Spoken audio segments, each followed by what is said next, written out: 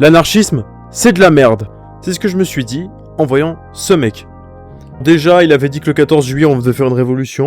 Il y a une question qui revient souvent quand on évoque la mise en place d'une révolution, et c'est celle de la date. En réalité, il y a une date qui est déjà prédéfinie et que tout le monde a en tête, c'est le 14 juillet. Bon, visiblement, ça n'a pas marché. Nothing never happens. Et donc, en voyant ce qu'il disait, je me suis dit, mais attends, ce qu'il raconte. Et ça ressemble à ce que les anarchistes racontent, en fait.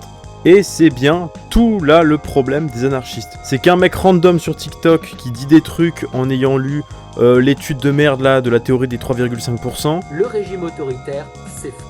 Or, je pense que ça peut fortement se discuter. Pour vous resituer, l'étude des 3,5%, c'est une étude en histoire-sociologie en gros qui explique que si t'as 3,5% de la population d'un pays dans la rue, ça fera la révolution automatiquement. Bon, spoiler pour les gilets jaunes, ça n'a pas marché, hein. Tout d'abord, on va le debunk lui parce que bon, c'est pas très compliqué et de toute façon, c'est assez simple. La révolution. L'avantage de commencer une révolution le 14 juillet, c'est que la plupart des gens seront en congé. Donc, beaucoup plus de personnes... Et c'est là le moment où je me suis dit, mais en fait, il a rien compris à ce que c'est une révolution. C'est-à-dire qu'il dit, tout le monde est en congé. Justement, si tout le monde est en congé, c'est là le problème. Parce que si tout le monde est en congé, comment on fait la grève? Comment tu veux faire la grève alors que t'es en vacances? Problème. De plus. Les forces de l'ordre seront aussi présentes sur les lieux pour maintenir l'ordre, donc plus de possibilités de les rallier à la cause. Comme ça, on pourra rallier les forces de l'ordre à nous. Mais les forces de l'ordre, elles sont pas avec nous. Hein. Tu connais, toi, beaucoup de révolutions où les forces de l'ordre, elles se rallient comme ça à la population Pas beaucoup, hein. Ça va rendre service à qui, tes conneries? On va se retrouver tous les deux au placard, c'est tout ce qui va se passer. Ce mec, après, tient des propos un peu tendancieux, va-t-on dire.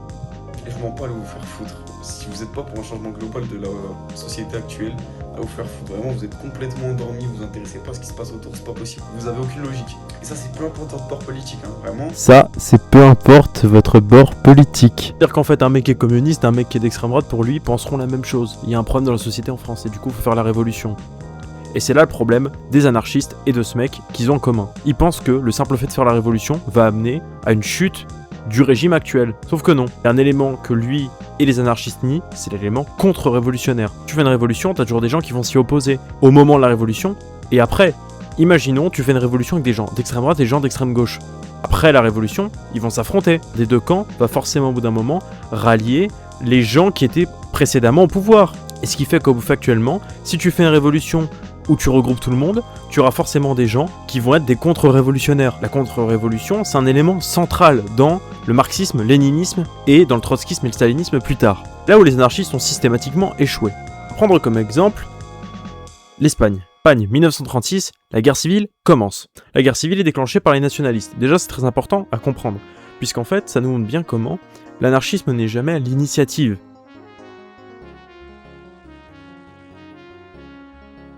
Jamais de révolution anarchiste qui se sont déclenchées comme ça. L'accession au pouvoir en 1936 des anarchistes dans certains endroits en Espagne est due au coup d'état nationaliste.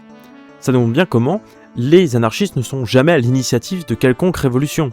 Jamais les anarchistes ont initié quelque chose, les anarchistes ne sont là que par réaction à un élément extérieur. C'est bien là toutes les révolutions qui ne sont pas communistes. Toutes les révolutions qui ne sont pas communistes arrivent en réaction par rapport à des événements. La révolution de 1848, elle arrive assez spontanément, on n'arrive toujours pas à comprendre comment elle arrive. Les révolutions qui arrivent spontanément, comme la révolution que ce mec veut, elles arrivent, puis ensuite, on a une reprise du pouvoir par une partie de la population qui, au final, va remettre au goût du jour le schéma dialectique d'oppresseur et d'opprimé. Prenons, par exemple, la révolution de 1848. Révolution assez spontanée qui se déclenche comme ça. Aujourd'hui encore, les historiens ne savent pas trop comment. Quand tu vois cette révolution, tu vois bien qu'au final, c'est un échec total. Puisque, quelques années après, une poignée de mois après, il y a Napoléon III qui arrive au pouvoir. Ces révolutions sont vouées à l'échec. La Révolution française elle-même. On a la noblesse, révolution, puis à la place de la noblesse, on a la bourgeoisie. Qui est pire que la noblesse. Et ça, c'est pas moi qui le dis. C'est Karl Marx. Autre souci des anarchistes, la non-présence d'État pour contrer les contre-révolutionnaires. Parce que si tu abolis l'État dès le départ, qui va combattre les contre-révolutionnaires? Je fais la révolution, il n'y a plus d'État. Imaginons que les pays voisins sont contre cette révolution. Comment je fais? Je suis niqué. Dans Marno en Ukraine. Et la flop au final. et c'est là aussi un point de contradiction essentiel de l'anarchisme qui fait que c'est une idéologie qui n'est pas valable, c'est l'idéalisme. L'anarchisme ne peut pas fonctionner. C'est une idée, ce n'est pas quelque chose qui peut se conformer à la réalité matérielle. Factuellement, tu as besoin de garder un État et tu as besoin d'avoir une dictature du prolétariat qui prend possession de l'État, parce que sinon, en fait, les contre-révolutionnaires vont te niquer. T'as qu'à voir ce que disait George Orwell sur les anarchistes espagnols pendant la guerre civile. Ils élisaient eux-mêmes les officiers, ce qui faisait que les officiers étaient incompétents. Quand les mecs prenaient une décision au combat, t'en as qui remettaient en question, ce qui faisait qu'au combat, ils étaient inefficients. Ce qui faisait que les anarchistes fonçaient droit dans le mur. Les anarchistes ne peuvent pas gagner. L'anarchisme ou la révolution sans but, c'est la même chose. Une révolution faite par des petites cellules, on compte sur la levée spontanée des masses, ça marche pas. Il faut un parti marxiste-léniniste d'avant-garde. Quand tu dis que, en fait, tout le monde doit être d'accord pour faire la révolution, c'est faux. Pour faire la révolution, il faut avoir une ligne claire. Sinon, c'est voué à l'échec et au retour en arrière. Si tu n'as pas de parti marxiste-léniniste qui mène la révolution, bah ça marchera jamais. Parce que ça va mener forcément à une prise de pouvoir après des contre-révolutionnaires. Parce que si tu ne mets pas en commun les moyens de production, si dans un pays qui est majoritairement avec des gens qui ont une pensée de droite, faut mettre en commun les moyens de production, ils répondent non. Comment tu fais?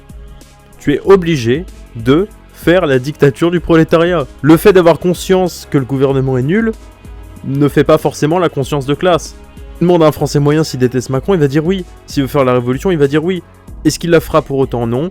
Est-ce qu'une fois qu'il l'aura fait, elle marchera? Non plus. Il faut que les gens aient une claire conscience de classe. Pour combattre tous les maux de notre société, il faut avoir une conscience de classe. Il a raison, la société va mal. Mais pourquoi? Un mec d'extrême droite dira parce que c'est la décadence morale l'immigration, vegan, trans, etc. Alors que moi je dirais simplement, si la société va mal, c'est à cause du capital. Jamais un mec de droite n'a eu raison sur pourquoi un pays allait mal. Ça n'existe pas des révolutions de droite.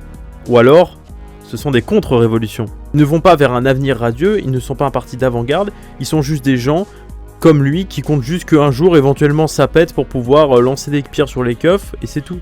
Ils n'ont aucun projet pour l'avenir et ils n'ont pas d'idée de société en tête. C'est la même chose pour les anarchistes. À quoi ressemblerait une société anarchiste? On peut pas savoir. Une société où l'État est aboli, très bien. Et qu'est-ce que ça veut dire? Est-ce que Proudhon l'a théorisé? Non. D'ailleurs, Proudhon, grand penseur de l'anarchisme, était éminemment misogyne, antisémite et raciste. Je cite ouvrez les guillemets, Pierre-Joseph Proudhon.